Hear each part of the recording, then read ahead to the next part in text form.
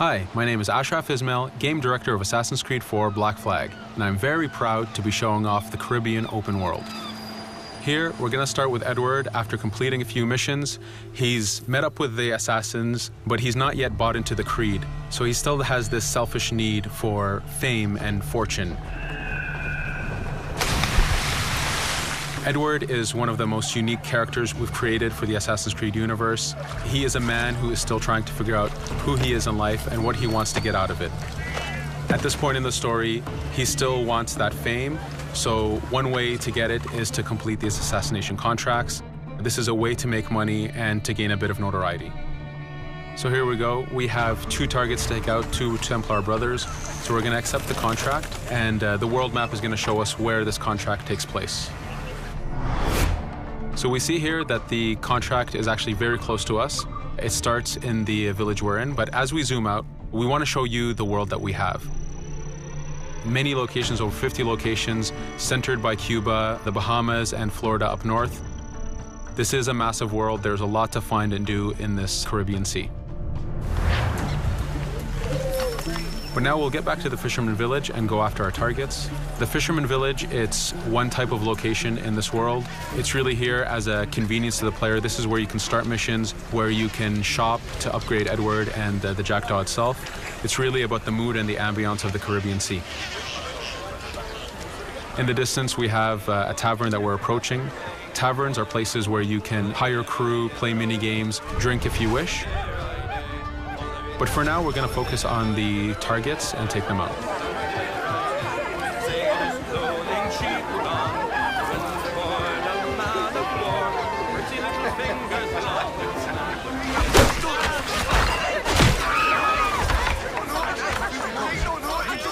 Now that we've taken out one brother, the other one's going to bolt. Just like classic ACs, we can chase him down and take him out that way, but there's many ways to complete this contract. We can use the new free aim system to shoot him this way, to eliminate him that way. We can jump onto the ship and take him out with his crew, but instead we're going to let him escape into the sea and follow him with the Jackdaw. This is your ship. This is the second main character of the game. You're going to have to customize and upgrade the ship as you go on this journey with Edward.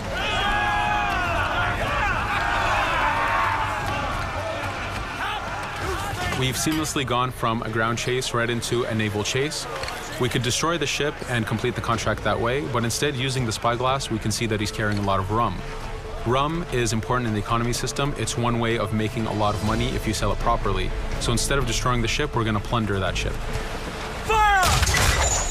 Here you can see the upgrades that we've made into the naval combat. Using the front cannons, you can shoot chain shots to slow down the ship. Using the new round shot mechanic of trajectory aiming, you can aim for the hull and do a lot of damage this way. This specific enemy is what we call a frigate. Frigates are the type of ships that you need to destroy as fast as you can, because the longer the fight lasts, the more damage they're capable of doing. We have other enemy types like the Charger or the Man of War. The Man of War is a massive ship capable of carrying over 100 cannons. These are ships that you really need to upgrade to be able to face. But now that this frigate has been demasted, we can start the boarding. Boarding, it's very important. You are a pirate. This is how you gain cargo. This is how you take on ships. So here we can start the boarding from any orientation or angle we wish. The distance even matters.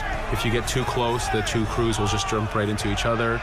If you start a bit further, you can jump in the water and go in for a sneak stealth attack. We have 2 objectives to accomplish for this boarding. We can take out the captain, and we need to take out some of his crew. So using the swivel gun, we will efficiently take out a lot of the crew. And now we'll go for the captain using Edward's navigation abilities. Here, again, using the new free aim system, we have a dangerous enemy on the other side taking out our crew. We can easily take him out with a headshot. So what we see here is that 2 ships have come together to create this 3D environment where, using your assassin abilities to navigate, to be stealthy, you can take the advantage and get the kill by surprise. Now that we've taken out the captain, we still need to take out a few of the crew members to complete this boarding. Now that we've plundered the ship, we're going to gain that rum that we saw earlier, but we're also going to gain ammo and crew members and some gold. With every boarding, there's 3 options that you can do with that ship. You can gain crew members, you can send the ship to your fleet if you wish, or you can salvage a ship to repair the Jackdaw if you took too much damage in the fight. In this case, since we did well, we're going to send the ship to our fleet. Now that we're back in the Caribbean Sea, we needed to make sure that every minute something is being advertised to the player, something new for the player to do. In this case, we have this uncharted location. These are what we call playas. We have over 75 of these in the Caribbean world. Every playa has something very important for the player to find, something that will help in upgrading Edward or the Jackdaw. So it's in your advantage to explore these locations.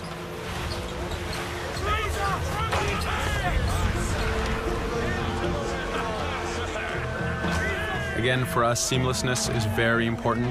We needed to be able to explore this Caribbean world without having too much interruption in the action. So being able to just let go of the wheel anywhere we want, jump into the water, and swim over to that location. This is very important for the mood and the immersiveness of this Caribbean open world. Here, as we get on the playa, in the distance we can see that there's a faction battle, but closer to us we can see that there's this poor drunken sailor who's passed away. But being a pirate, of course, we're going to loot his body and see what he has for us.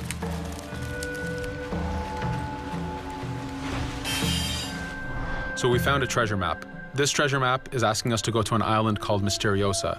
Every time you find one of these, you know that you're going to find a treasure that is linked to the progression of the Jackdaw or Edward, so they are very valuable. Here we're going to take a look at that faction battle. We have a British ship facing off against a Spanish ship. We could jump in and take advantage of this opportunity, allowing each ship to weaken the other and for us to plunder both. But now we're going to make our way back to the Jackdaw. Again, this is the second main character of the game. There's a lot of customization and a lot of upgrading to do on the Jackdaw. You can upgrade all the weapons to fit the playstyle you wish. Now, as we get onto the Jackdaw, we can see that the crew is cheering for us. Edward has a really close relationship with his first mate, Adewale, standing right there, and with his crew. And this is something that you'll see later in the demo, that we can lose and gain crew members. Again, using the spyglass, we can really see the contents of a ship, but you can also assess the danger and threat level of these ships. But for now, we're going to continue to Misteriosa to find that treasure. Here we've crossed into a harpooning zone. The harpooning system is connected to the hunting system, which is used for upgrading Edward himself. So you can upgrade the number of weapons he carries, the ammo that you can carry, and even his health. But for now, we've moved past that zone and we've got into a storm. Storms are very dangerous. If you're not careful, if you don't know how to navigate a storm, you will take damage to your ship and you will lose crew members. In the distance, we can see a water spout. This is a tornado in the ocean. These are very dangerous. They can suck you in, and when they do, they tear the ship apart and take out your crew. Here we can see its effect on a ship. This poor ship got sucked in and got destroyed. Storms are very dangerous, but we wanted the player to take advantage of this. When you've mastered a storm, when you know how these systems work, you can pull enemies into a storm and let the storm do damage for you. So there is a strategic element to using a storm in the world.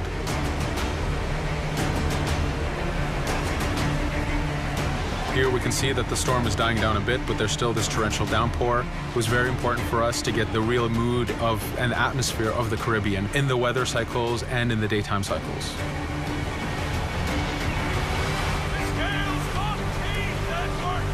But here, since we've survived the storm, did pretty well, let's order our crew to sing. Sea shanties are a part of this game. It's a collectible that you can find in the world. So the more you find, the bigger playlist you have for your crew. But for now, we've made it to Misteriosa. So again, we're going to seamlessly get off our ship and explore this location. Misteriosa is a Mayan ruin. Mayan ruins are heavy with stealth and navigation capacities. There's a lot of treasures and hidden discoveries to be found in these locations.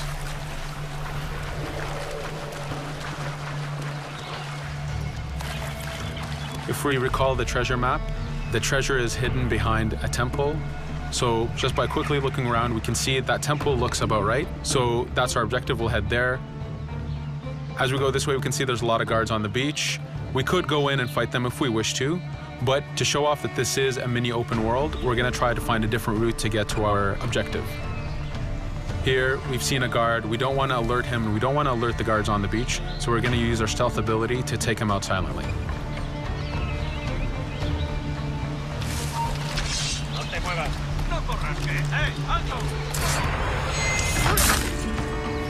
With AC3, we were able to push the navigation in the frontier, which means using natural environments like trees and rocks and so on. Mayan ruins are the perfect place where we mix man-made structures and these natural environments. So you really get to feel how far the navigation abilities of the assassin have come since the original game. In the distance there, we can see another part of the island being blocked off by a patrol of guards. We're going to avoid it for now and go for that treasure.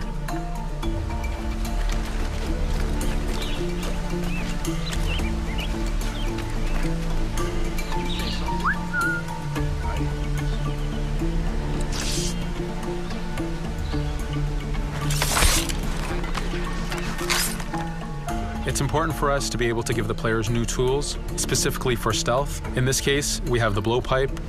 Using the berserk darts, you make your enemies go crazy. Effectively, this means that they'll attack anything and everything in sight, including their own friends, animals, or Edward if he was in the way. So you do have to be careful with how you use it. But now that we've caused a distraction, if we happen to fall down there, at least there's already a bit of damage done for us. But using our navigation skills, we're able to get past that area without any trouble. There in the distance, you can see the jackdaw placed exactly where you left it when you got onto this location. It's really important for us to show the beauty of this Caribbean world. The Caribbean has some amazing vistas, and we pushed ourselves to replicate this in the game.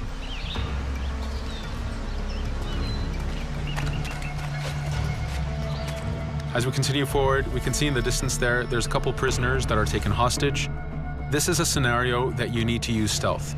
If you're detected by those guards, they will kill the hostages. So in this case, it's to your advantage to use the environment to figure out how you can take out those guards without being detected. In this case, it's 2 guards, so it's not too hard. There are other scenarios where you have more guards and you have to figure out how you can take all of them out at the same time. Now that we've freed these prisoners, they are more than happy to join our crew. This is just one way of gaining crew members. As mentioned earlier, there's the taverns. There's actually many different setups of gaining crew.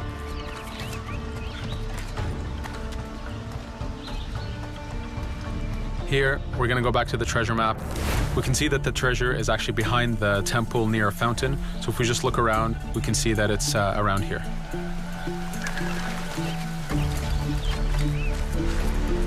Now that we've found the treasure, what we've actually found is a blueprint. Blueprints are incredibly valuable for the upgrading of the Jackdaw. This is how you can upgrade the biggest and most devastating upgrades of the ship. So here we're approaching a reach high point. Just like classic ACs, synchronizing with the reach high point reveals the contents of a location and the map itself. But as an added feature, because this game world is so huge, there are many different locations, this also becomes a fast travel point. So now you can, by synchronizing, now you can come back here anytime you wish to collect those treasures that we passed up a bit earlier. Here we've reached the end of the demo. This was a tease of the open world that we have. We're very excited to be able to show off this game and to let you play it very soon. Thank you for joining us.